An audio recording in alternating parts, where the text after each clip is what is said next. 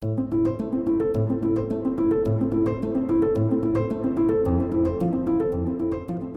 let me start with you, James. According to a latest Hong Kong University modeling survey, it says the outbreak will peak in late April, probably early May. I think if we look at the trends outside of that, we're still very much in the early weeks of this outbreak. We're still relying on the data to come in, and from that we can start building the patterns. But I think when you look at the whole picture, if the peak comes, and obviously, and I think in some ways people are looking towards a peak, not because of the large volume of numbers, but because after that it would suggest that the numbers will begin to tail off, both in terms of newly infected, but also in terms, of course, of the fatalities.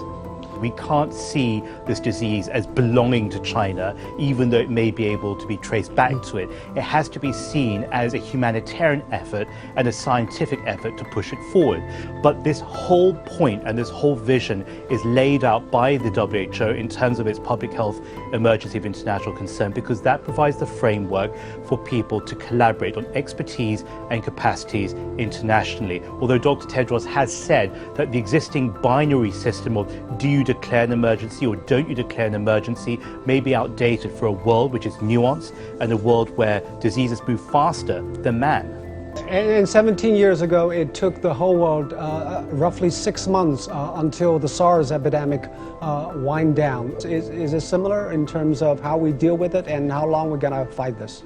Even though it may share the majority of the genetic information, China is not the same as it was 18 years ago. It's a country that continues to transform. It's become very, very strong in science and technology and innovation. It's opened itself up to the world. I think it's learned from its lessons that came with SARS. Those were painful lessons. These are painful lessons again this time. But as we hear now, we don't know everything we know about this disease, and that's not necessarily a reflection on the heart or the willingness of a country to want to try and rectify this. I don't think any government wants their own people to suffer, and certainly not at the hands of nature. And I would also add one thing: be very careful about these travel restrictions. Health and science should be the two areas of mankind that are sacred and immune from politics. The China Current continues its special coverage on the coronavirus outbreak. Go to our social media at The China Current and our website for interviews, videos and podcasts. I'm James Chow. Thank you.